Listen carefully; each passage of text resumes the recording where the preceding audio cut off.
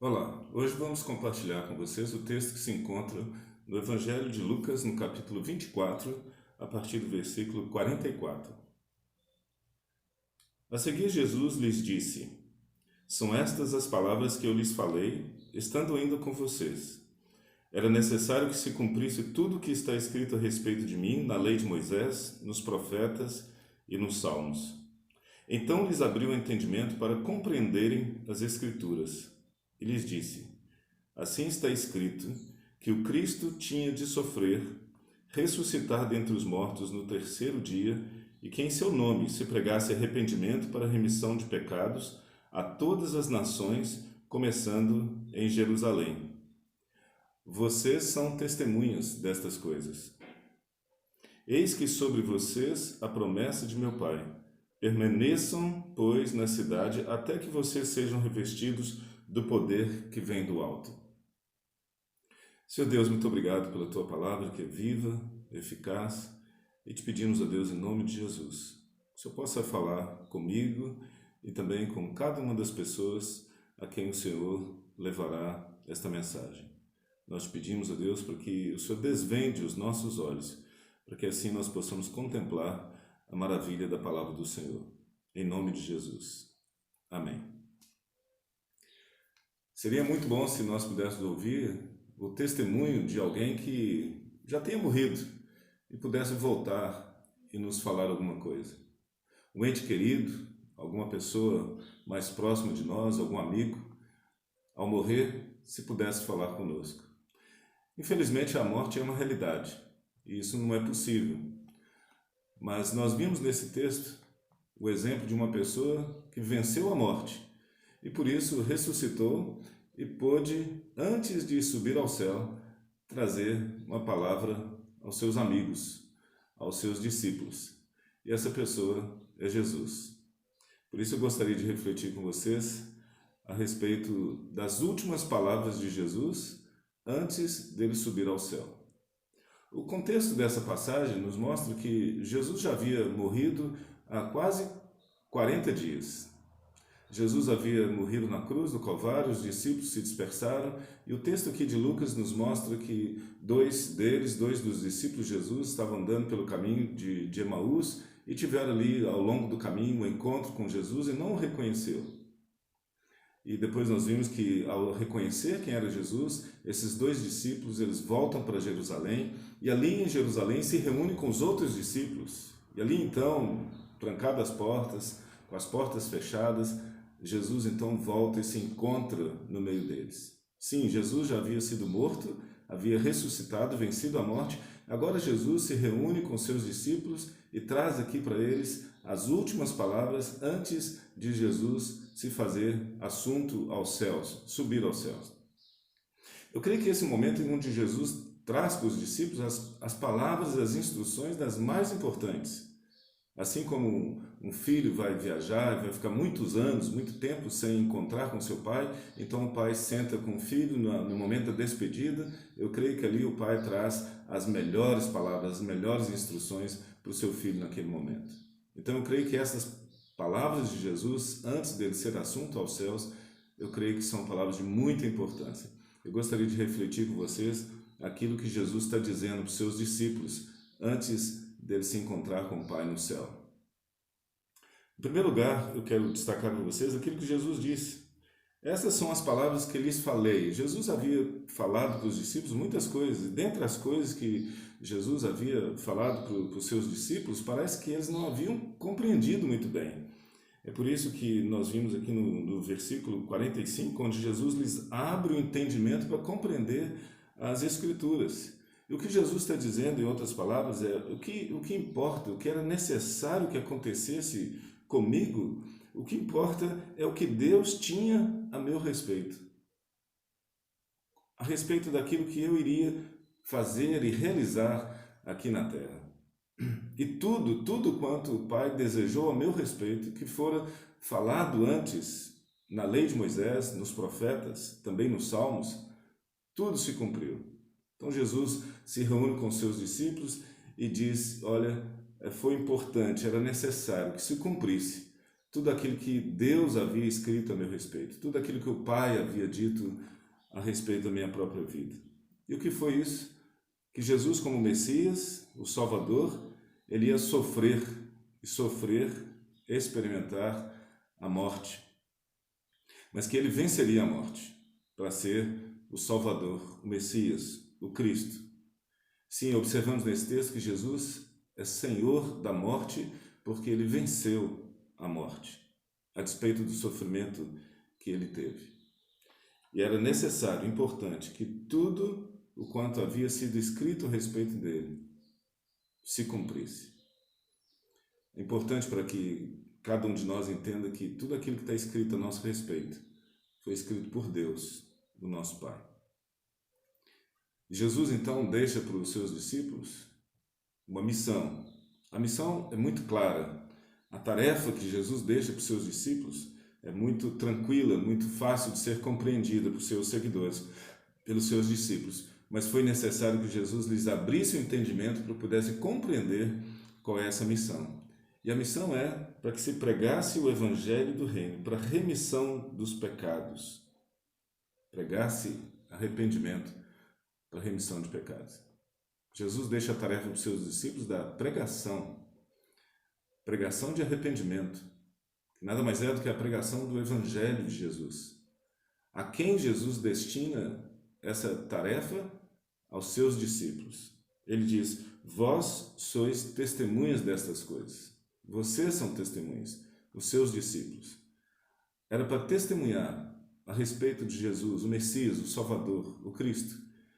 Era para que eles pudessem levar essa mensagem do Evangelho a toda criatura. E essa mensagem é muito clara. O alvo, o foco, o objetivo de levar a pregação de arrependimento é para a remissão dos pecados, dos pecadores. Por isso me leva a entender que o objetivo da pregação a qual Jesus quer que os seus discípulos levem às pessoas, o objetivo é o pecador, a remissão do pecador.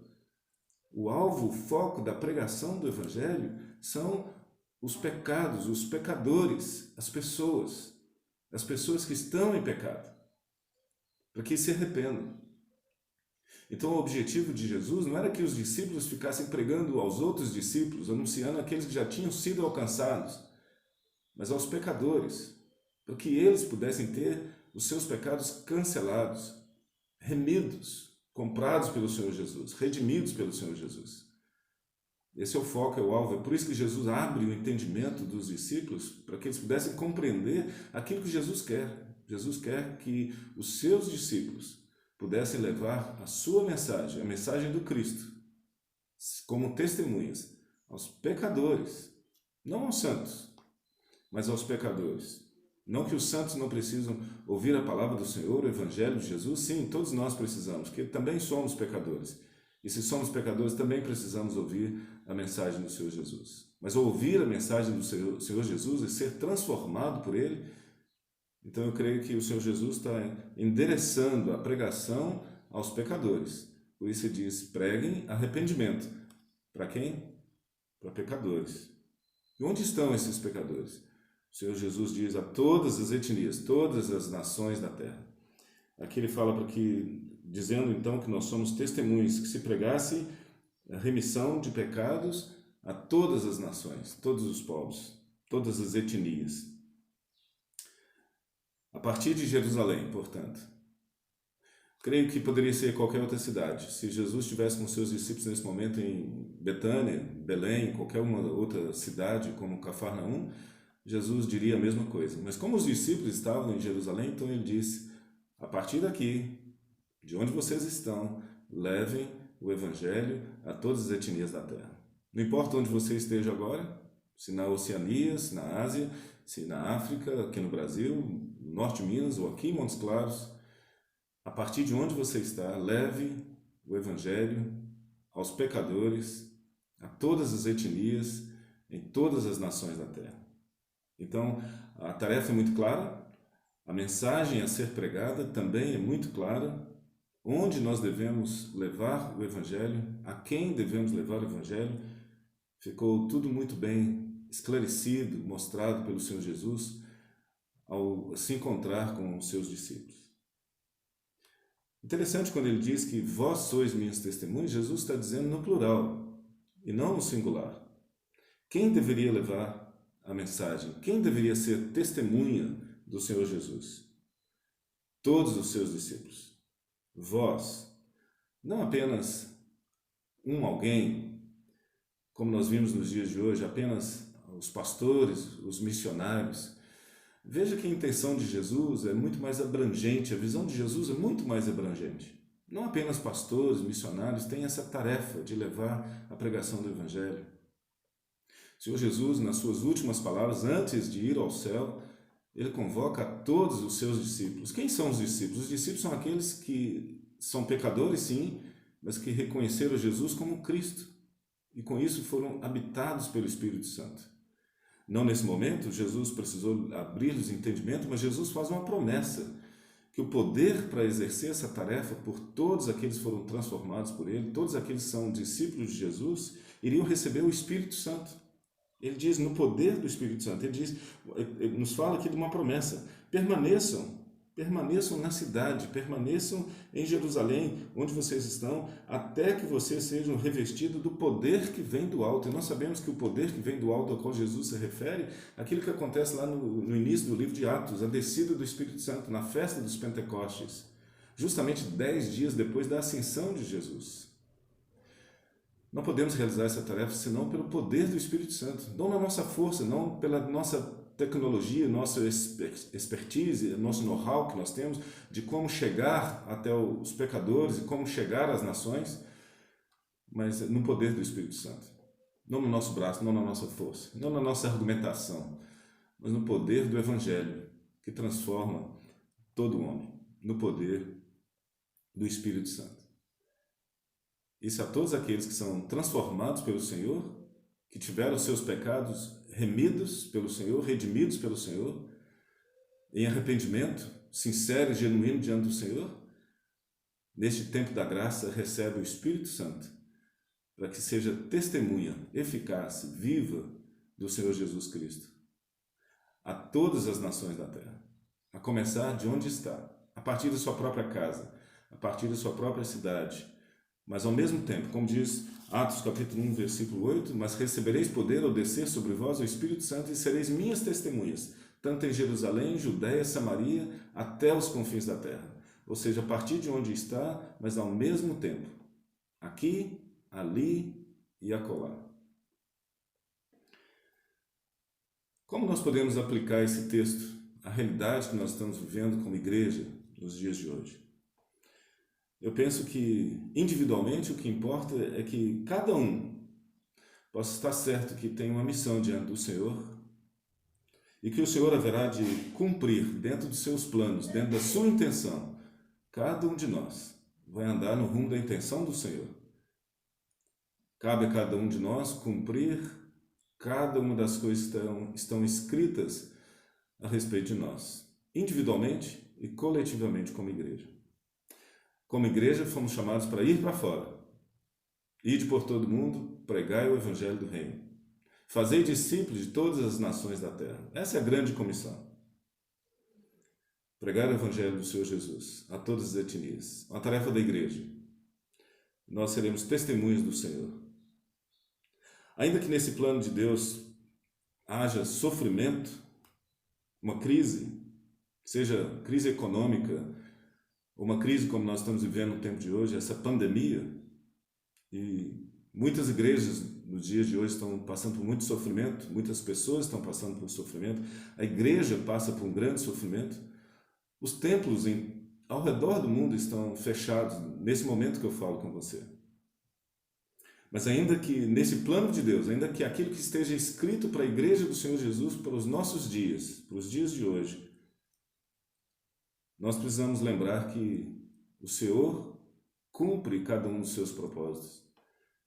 Ele é soberano no sofrimento, apesar do sofrimento. Assim como Jesus, ele foi soberano, entregou a sua própria vida e passou pelo sofrimento da morte. Ainda que o Senhor tenha escrito para nós esses dias de pandemia, O Senhor está no controle. Está escrito. Portanto, importa que cada um de nós cumpra aquilo que está escrito a respeito de cada um de nós. Em segundo lugar, creio que nós podemos aplicar esse texto na nossa vida, nos dias que nós estamos vivendo de hoje, nessa confiança que nós temos no que o Senhor está no controle, está escrito, foi escrito pelo Senhor. Nós devemos lembrar que nós somos testemunhas, todos nós. Nós precisamos aplicar esse texto lembrando da unidade da igreja na missão. A unidade do corpo também na missão. A missão de levar o Evangelho, pregar o Evangelho a toda criatura, a todas as etnias da terra. Essa tarefa não pode ser apenas do pastor, dos presbíteros ou dos missionários que nós temos. Todos nós, com uma missão clara, objetiva, alcançar pecadores, onde quer que eles estejam, com a pregação do Evangelho, para a remissão dos seus pecados. Se formos pensar que apenas na igreja, que temos quase que 200 membros comungantes na nossa igreja, deixar essa tarefa apenas para o pastor, os presbíteros, os professores da escola dominical, é muito pouco, irmãos. Se vamos pensar a nível do nosso presbitério, que somos 20 pastores, mas nós temos mais de 2.000 membros na nossa região do nosso presbitério. Então, eu creio que a intenção do Senhor é que todos nós estejamos em unidade na missão que Ele nos dá de pregar o Evangelho a todos. Essa tarefa fica muito pesada se for apenas sobre o ombro de 1, 2 ou 12. Mas se essa tarefa ela é realizada em unidade com todos, o alcance será muito maior. Onde? Aqui, ali e acolá. Unidade na missão, a todos os lugares onde o Senhor tiver escrito, para que nós pudéssemos chegar com essa mensagem do Evangelho.